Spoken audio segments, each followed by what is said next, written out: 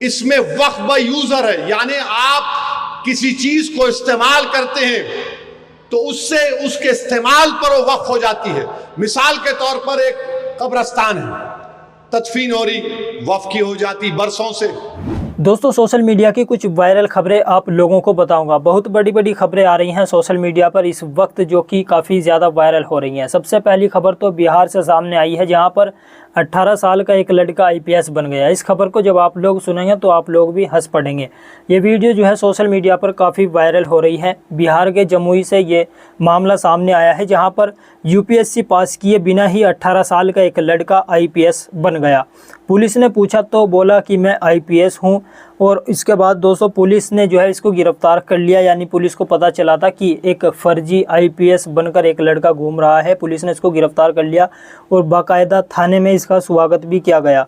यानी बिहार में वर्दी पहनकर ये घूम रहा था और लोगों को कह रहा था कि मैं आईपीएस हूँ।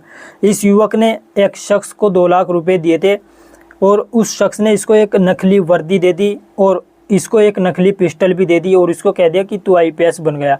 यानी आप लोग सोचिए कि इस देश के अंदर सिर्फ 2 लाख रुपए देकर एक शख्स ने इसको आईपीएस बना दिया, 2 लाख रुपए में।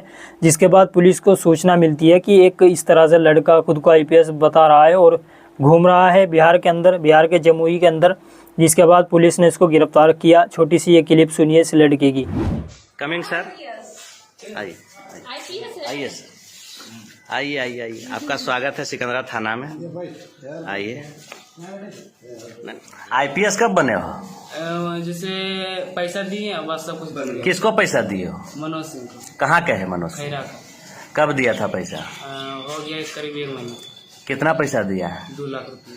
आईपीएस बनने के लिए? हाँ। कब बना दिया आईपीएस? करीब 2 तारीख को, 4 तारीख 4 तारीख को बनाया है। अभी कहाँ घूम रहा था? वर्दी वही बोला ये था। वर्दी पहन के अभी कहाँ जा रहा था? नहीं, वही बोला पेन का आओ तुम। अच्छा, वही बोला ये। पिस्टल दिखाओ। पिस्टल वही दिया, हमको पता भी नहीं। तो देखा आप लोगों ने, ये वीडियो इस वक्त सोशल मीडिया पर काफ़ी ज़्यादा वायरल हो रही है। सोशल मीडिया पर यही लिखा जा रहा है कि भारत के अंदर कैसे कैसे लोग पड़े हैं। यानी बिना यूपीएससी का एग्ज़ाम दिए ही ये आईपीएस बन गया और सिर्फ 2 लाख रुपए इसने एक शख्स को दिए, जिसने इसको वर्दी पहना दी और एक नकली पिस्टल इसके हाथ में दे दी और ये खुद को आईपीएस समझने लगा।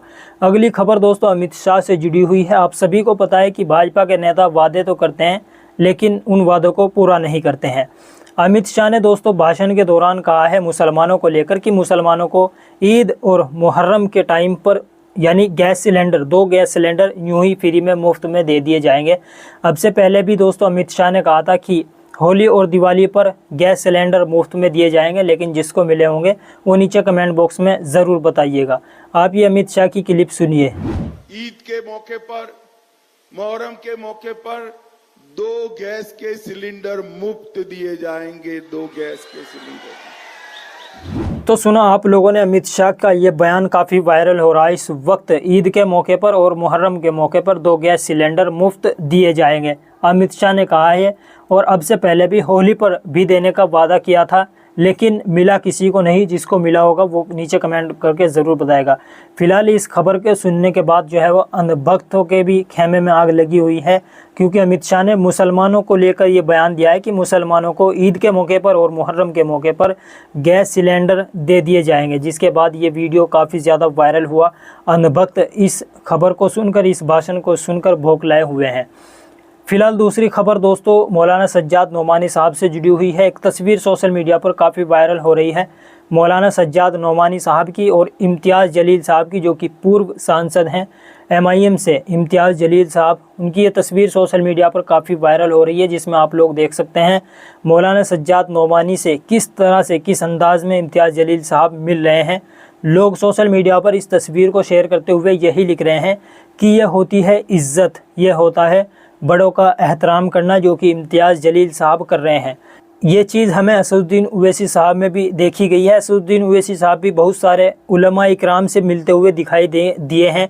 बहुत सारी उनकी भी तस्वीरें हैं जहाँ पर वो सर झुकाकर और दिल पर हाथ रख कर के असदुद्दीन ओवैसी साहब उलमा इकराम से मिलते हैं। यानी बहुत ही इज़्ज़त और एहतराम से पेश आते हैं उलमा इकराम के साथ असदुद्दीन ओवैसी साहब भी। यहाँ पर इम्तियाज़ जलील साहब ने भी साबित कर दिया है कि वो भी जो है वो उलमा इकराम की इज़्ज़त करते हैं और जिस अंदाज से मिल रहे हैं असदुद्दीन ओवैसी, यानी असदुद्दीन ओवैसी की पार्टी के जो पूर्व सांसद हैं इम्तियाज़ जलील साहब, हालांकि इस बार वहाँ के लोगों ने इम्तियाज़ जलील साहब को हरा दिया, उनका साथ नहीं दिया, फिर भी इम्तियाज़ जलील साहब काफ़ी आवाज़ उठा रहे हैं। चाहे वो नीतीश राणे का मामला हो, चाहे वो महाराजगिरी जो कि रामगिरी महाराज है उसका मामला हो, उसमें भी काफ़ी आवाज़ इम्तियाज़ जलील साहब उठाते दिख रहे हैं। अगली खबर असदुद्दीन ओवैसी साहब से जुड़ी हुई है। असदुद्दीन ओवैसी साहब का एक बार फिर से एक बयान वायरल हो रहा है वक्फ बिल को लेकर। जी हाँ, असदुद्दीन ओवैसी साहब जो कि MIM पार्टी के अध्यक्ष हैं, उन्होंने कहा है कि सरकार वक्फ बाय यूज़र ख़त्म करके मुसलमानों से वक्फ की जायदाद छीनना चाहती है और मैं ये बात लोगों को बता रहा हूँ। यानी असदुद्दीन ओवैसी साहब ये बात अपने भाषणों के ज़रिए से मुसलमानों को बता रहे हैं कि सरकार की जो नीयत है, सरकार वक्फ की जायदाद छीनना चाहती है। लेकिन उल्टा असदुद्दीन ओवैसी साहब को कहा जा रहा है कि ये तो लोगों को उकसा रहे हैं। यानी असदुद्दीन ओवैसी से ही कहा जा रहा है, जो असदुद्दीन ओवैसी साहब सही सच्ची जानकारी दे रहे हैं वक्फ को लेकर, और उनको ही कहा जा रहा है कि ये तो लोगों को उकसा रहे हैं। ये क्लिप असदुद्दीन ओवैसी साहब की सुनिए।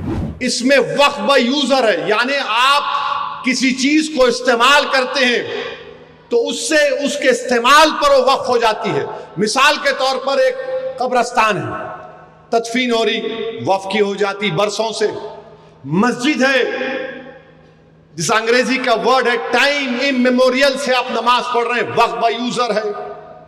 ईदगाह है, तो अब मोदी क्या किए, वक्फ बाय यूजर को निकाल दिए और मोदी ये बोल रहे कि आप रजिस्टर्ड डीड से अब आप वक्फ करना, यानी जितने वक्फ की प्रॉपर्टियां हैं 33,000 वक्फ की प्रॉपर्टी तेलंगाना में। तो मोदी ये बोल रहे हैं कि अब ये कानून जब खुदा ना खास्ता बन गया तो ये 33,000 वक्फ की प्रॉपर्टीज जो तेलंगाना में है, इसमें 90% के पास डीड नहीं है, रजिस्टर्ड डीड नहीं है, तो वो क्या होंगे, वक्फ नहीं रहेंगे, नहीं रहेंगे ना वक्फ।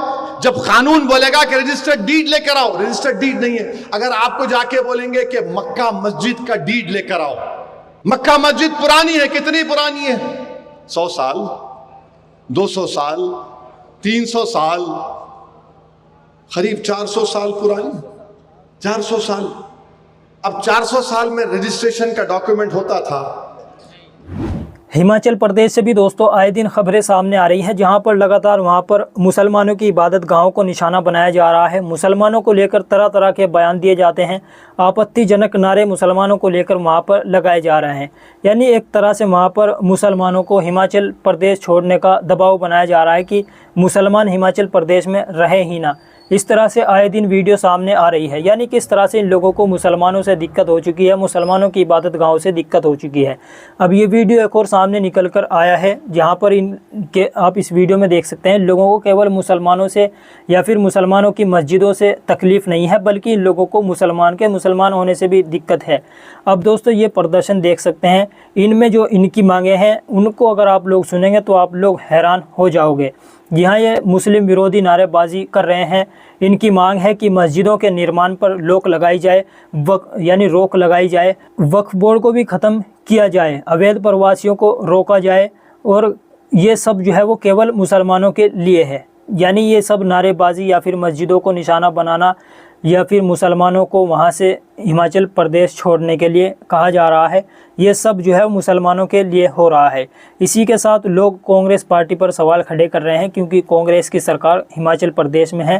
कांग्रेस की सरकार पूरी तरह से इस मुद्दे पर खामोश है। एक तस्वीर सोशल मीडिया पर ये वायरल की जा रही है। एक तरफ आप देखेंगे मोहब्बत की दुकान है, जिसमें आप लोगों को कुछ टोपी वाले और बुरके में कुछ महिलाएं खड़ी हुई दिख रही हैं, और लिखा है बिफोर इलेक्शन, यानी इलेक्शन से पहले मोहब्बत की दुकान ऐसी खुली थी, आप देख सकते हैं, जिसमें मुसलमान भी अपनी बात लेकर आ रहे थे और मुस्लिम महिलाएं भी आ रही थी। लेकिन इलेक्शन के बाद, आफ्टर इलेक्शन, ये जो मोहब्बत की दुकान थी ये क्लोज हो चुकी है मुसलमानों के लिए। आप देख सकते हैं अकेले राहुल गांधी खड़े हैं, और जो मुद्दे हैं मुसलमानों के उन पर पूरी तरीके से राहुल गांधी खामोश हैं। तो दोस्तों आज ये कुछ वीडियोस सोशल मीडिया पर कुछ खबरें वायरल हो रही थी, जो मैंने आप लोगों को दिखाई। आप लोगों की इन खबरों के बारे में क्या राय है, अपनी राय नीचे कमेंट बॉक्स में ज़रूर बताएं। अगर आप लोगों ने चैनल को सब्सक्राइब नहीं किया तो सब्सक्राइब कर लें, और अगर आप लोग भी उम्रा करना चाहते हैं या आप अपने घर में से किसी को उम्रे पर भेजना चाहते हैं तो मैंने आप लोगों को उम्रे का जो ऐड दिखाया है उसमें आप नंबर दिए हुए हैं, उनसे आप लोग संपर्क कर सकते हैं। उनकी सहूलियात, उनकी सर्विस काफ़ी अच्छी है।